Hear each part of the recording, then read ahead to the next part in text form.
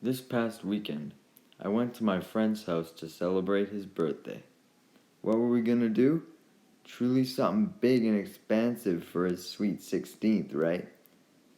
Oh fuck yeah. We were gonna watch a full day's worth of bad movies.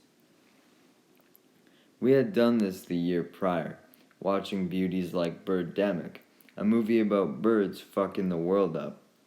The main highlight is the absolutely horrendous CGI and acting.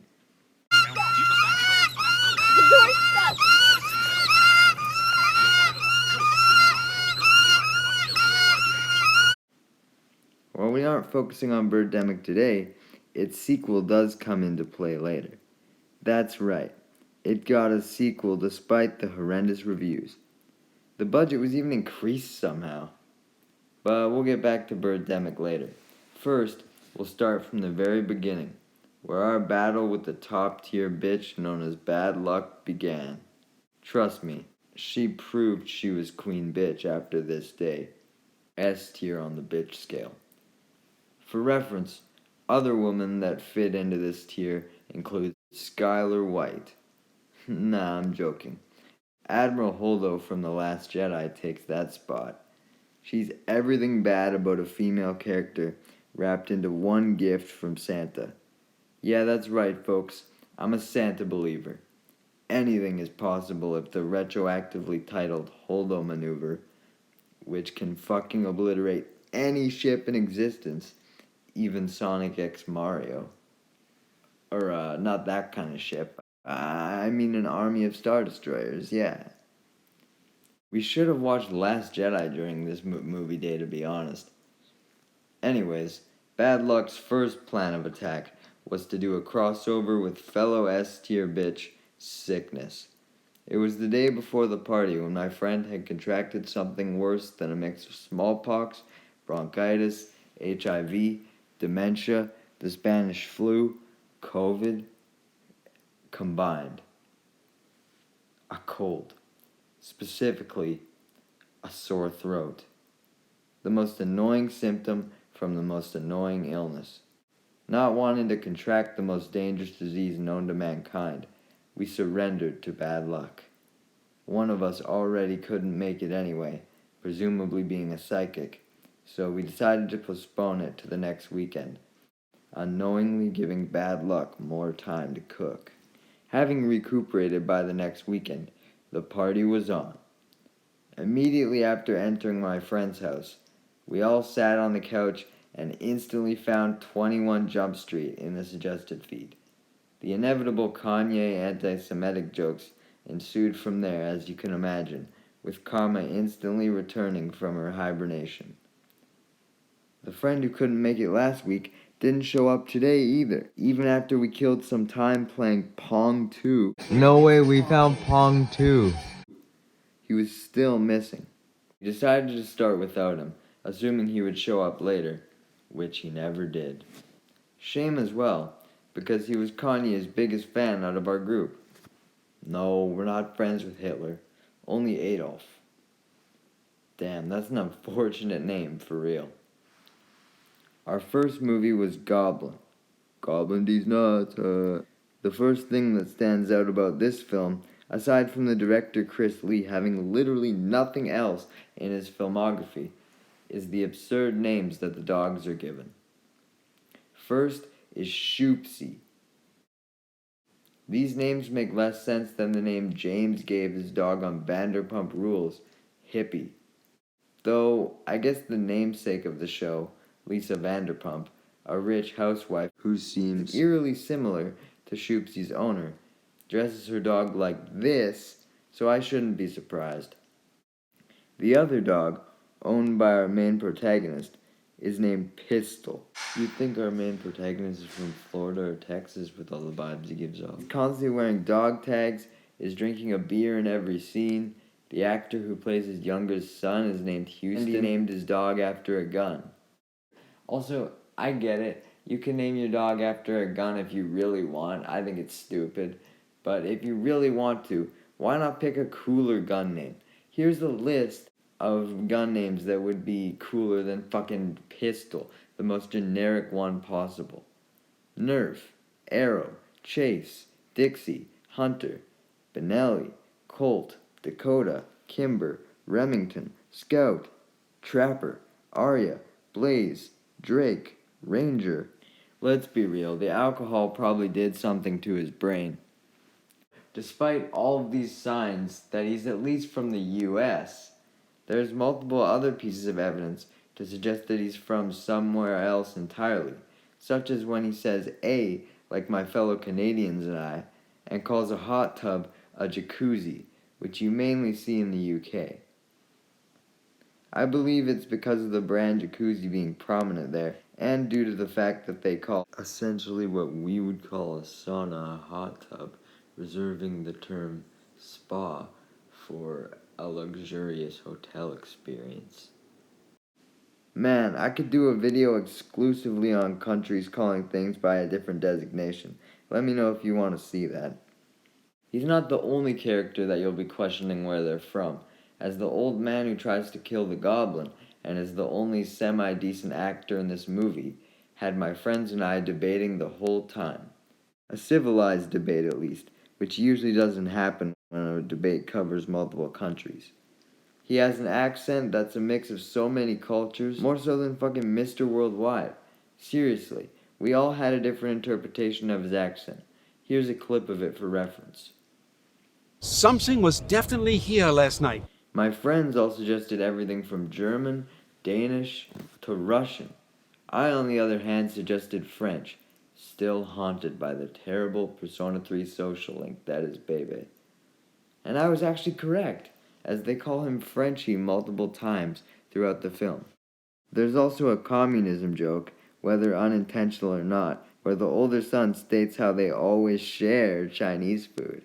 With all these different cultures being represented, you'd think we're in a world like the Hunger Games where there's no individual countries and every culture is mixed together. Now that would actually be an interesting direction to take this movie, but instead we have to focus on the Goblin, which is rivaling Gooby for best animated creature of all time. The only thing holding it back is that it's not played by Willem Dafoe, and it was only in 3 scenes in the entire movie. This is similar to the FNAF movie, where there wasn't a lot of actual violence from the threat. It was probably because the Goblin was too scared, assuming the family had an actual pistol whenever they called their dog. It certainly could hide itself well, though, as it hid for decades with none of its pictures on Google being accurate and being mistaken for a crocodile by local law enforcement. Yes, the creators of this movie really just looked up Goblin on Google and used the first images that came up, and the law enforcement mixed up a bipedal and quadruped creature. But I digress. If it wasn't for the ridiculous crocodile suggestion, I never would have learned the one actual difference between a crocodile and alligator. Look at the 4th tooth. Yeah, get in there with your finger and show me. Yeah, no, I'm not going to do that. That 4th tooth I can't sticks tell. up. I need to see specifically which tooth. Sticks up from the bottom there. That's one really good way to tell alligators from crocodiles. No, not that stupid one. Apparently, crocodiles have a longer lifespan, living for 60 to 70 and maybe even up to 100 years, while alligators only live for 30 to 50. That's still a lame-ass difference, but it's better than a singular fucking tooth. A singular tooth. The only other thing worth mentioning in this movie is the ending, which features the Goblin seemingly impregnating the stepmother. Looks like Ganondorf. He's the king of evil. He's the lord of evil. I thought you were gonna say Lord of Air. Oh my god! Yep, he did. While Yep, this you scene really was got hilarious, first. it just made me wish for this to be a movie about united cultures that much more. How would this new baby Goblin assimilate into society? Could it make friends? Would the mother love it more than her own son? But no. Instead, the movie wasted time killing its one decent character, the old man. You know what? I'm fucking done with this movie. Let's move on. Our next movie was Food Fight. No, not that Food Fight. The true animated classic starring Charlie goddamn Sheen at the height of his fame. How'd they get him, you may ask? Well, Here's the better question. How did they get the whole cast? It's almost entirely filled with popular voice actors and celebrities. Well, the answer is the $65 million budget. It seriously must have went entirely to the actors. Otherwise, the movie wouldn't look like this. Hell, half the budget probably went to Sheen alone. If he was asking $1.8 million per episode of Two and a Half Men in the end, a show he at least mildly enjoyed doing, I can't imagine what he asked for to do this, especially almost never having done any voice acting before, aside from a movie called All Dogs Go to Heaven 2 in 1996. He must have had voicing only dogs as a condition then. Surprisingly though, Charlie actually does a good job with the voice. Maybe the romance scenes were enough motivation for him. They were pretty sexy. I do believe spending the budget on the actors was the best choice, as it's actually insanely awesome seeing so many beloved voice actors who've never had any live-action roles be given the same respect as actors who are primarily live-action. We got Wayne Brady of Let's Make a Deal, Eva Longoria, Hilary Duff from Gossip Girl and Lizzie McGuire, Christopher Lloyd from Back to the Future, and his most notorious role, the Jack Black Mandalorian episode. James Arnold Taylor from the Clone Wars and Johnny Test, which I will forever believe is an S-tier TV show that gets way too much hate. Jeff Bennett from Penguins Madagascar, Johnny Bravo and Dexter's Lab, and Steven Stanton from Star Wars Rebels, all in the same movie. That is an all-star cast. Another thing the budget could have went towards is the numerous brands featured within it.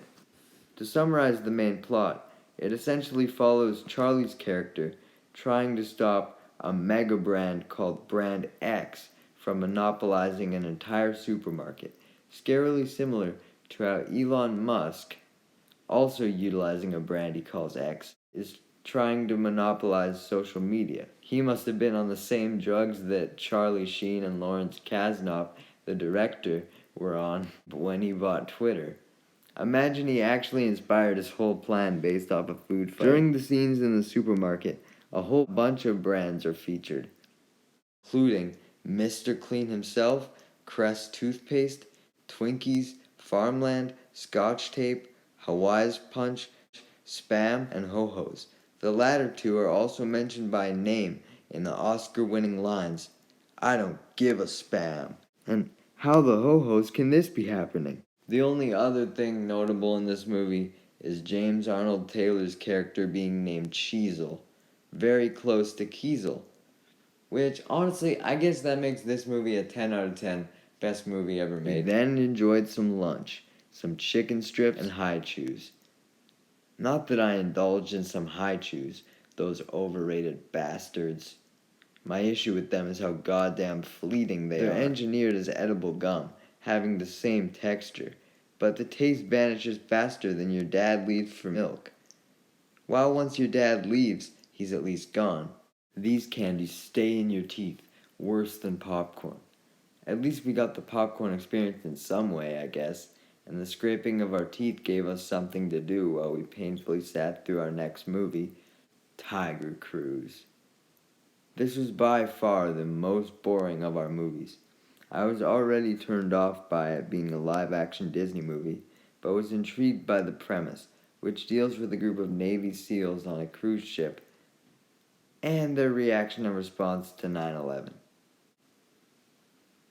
The crazy thing being how the movie was released in 2004, just 3 years later, so 9/11 was still pretty fresh. And here we thought Disney wasn't as greedy during our childhoods. In fairness, the film was likely only in production for a very brief period, judging by the volume of scenes with horrendous green screen effects. We live in a world where indie films look better than a Disney Channel film. Even for that time, hell, Birdemic's visual effects were better. They also just utilized real-life footage of the towers for the crash, only taking the time to actually CGI them in the beginning. This was likely for the best though, as I'm sure recreating the strike would have caused some major backlash for Disney. Once the hilarity of the effects goes away, the only other thing this movie offers is a character named Chuck, who reminds me of Alex Jones. No offense, I'm sure the actor is wonderful, but they do look similar, you have to admit. Otherwise, it's just your typical Disney cringe, which is obviously worse than Goblin sex, so we drew the line here and turned it off, opting for a much better choice: Black Dynamite. This was the first movie that was purposely made to be bad, but was ironically the film of highest quality that we watched. It takes place in the hood, impersonating itself as an 80s kung fu movie, despite actually releasing in 2009. It honestly gave me the vibes of a slightly higher budget Filthy Frank, which is a compliment of very high order. Not only is the style similar, but so is the extremely convoluted plot, as he goes against Richard Nixon and the ghost of Abraham Lincoln. Honestly though, I feel like this movie is a good lesson in turning common tropes on their head to make something original, taking itself seriously but not simultaneously. I mean, there's a scene where the mic is visible and the characters look directly at it, so they're obviously not that serious. Other than that though, highlights include a white guy dropping the N-word, the "you done fucked up now" soundbite, "you done fucked up now!" a villain having a micro penis, which is especially funny with the added detail of Black Dynamite being a massive pimp, probably the only dynamite that explodes multiple times. What the fuck? That ain't fair. Next up, we knew Black Dynamite could only be followed up by one singular movie. Only one warrior could rival Black Dynamite for the title of Best Movie. That movie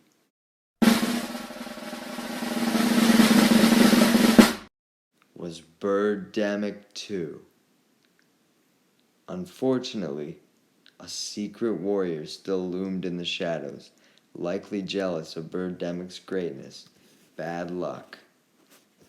As we excitedly went to play the movie, we discovered that it wasn't available to watch on anywhere but Plex. While it was at the very least free, Plex had another S-tier bitch on their side: ads. Maybe I'd consider moving them down more on the bitch tier list if they actually appeared on my videos. Please, YouTube, come on. And I don't mean doing that thing where ads appear on your videos but you don't make any money for them. That's such a scam. I'm putting the work into the videos and I don't get any compensation. What the fuck, YouTube? These ads weren't just the minuscule pre-rolls or the odd mid-roll that you see on YouTube. God, no. These ads were worse than cable TV, dishing out 5 minutes worth in exchange for 5 minutes of content. Despite the birthday boy wanting to persevere on through the rabbit hole of ads anyway, one of us had to leave soon, so we didn't have time. I was also beginning to feel the symptoms of bad luck digging its claws into me specifically, but I pushed them aside as we moved on to what would be our last movie, 8 Crazy Nights. This one was an animated movie about Hanukkah starring Adam Sandler. The perfect movie for mid-April. It had a high budget, but honestly I'd still say Black Dynamite reigned supreme, especially since I actually got to enjoy it without being distracted by bad luck's annoyance in the form of a piss attack. I had to piss so bad that the only major thing I could really extrapolate from the show was a scene where Adam Sandler almost made love to his car. Yes, you heard me right. Made love to his damn car. This instantly reminded me of the infamous TLC show, My Strange Addiction. I could make 50 videos on this show if I wanted to, but I'll save that for when I'm drier than a relationship on The Bachelor. Also, the show has been covered to death over the years. Even this specific story I'm about to mention has been beaten to a pulp more than Daddy-O-5 beat his kids. This is the story of Nathaniel and his cars Lex and Chase and their sexual escapades, which Nathaniel described as going boldly underneath the vehicles. as well as leaning over their fenders and across their hoods and pressing up against them. Bro, I don't know why he would admit this to the New York Post. The exact deep lore for why a person would develop such an attachment to a car or any object, known as objectophilia, is unknown, but the New York Post had the audacity to claim that it may be linked with autism. Come on, man, don't give autistic people a bad rep. A person has way more going on if they masturbate on and fuck their car. Anyways, thankfully Adam Sandler's character never actually got dirty with his car, otherwise I would have had to engage in fist-to-fist combat with both Lady Luck and the TV screen. Bad luck was occupying my consciousness well enough, the piss making me jump around in my seat more than a Gen Alpha kid with ADHD. Speaking of Gen Alpha, the birthday boy's two little brothers had arrived in the room at this point. They were very well behaved, sitting idly on the couch. This just put me more to shame as I began having to resort to stomping, getting more of a workout than if I ran the Daytona 500. I wonder how Nathaniel would react if his car got destroyed in one of those races. Anyways, I had texted my mom to provide backup against the bad luck at this point, as I physically felt like I was going to cause a flood larger than the recent one in Dubai. I know the situation may sound childish, but it wasn't in the moment when I started to experience physical pain. This wasn't just in one area either. Even my back was affected, as my flailing around like a dying tuna had caused me to bruise it on my chair. In fact, this pain is still persisting as I'm editing this video over a week later, to the point where it spasms at almost every turn. It must have been bad luck's way of sticking around even after its defeat, as thankfully, my mom arrived just in time, in more of an epic last-minute ass pull than the portal scene from Endgame. Man, I wish the MCU stayed this good. Maybe if they put Howard the Duck in every movie. I was practically already out the door the second I saw her truck pull up, but then Lady Luck threw one final dagger. As if she was in a grocery store, my mom stopped, talking to my friend's mom, for 20 goddamn minutes.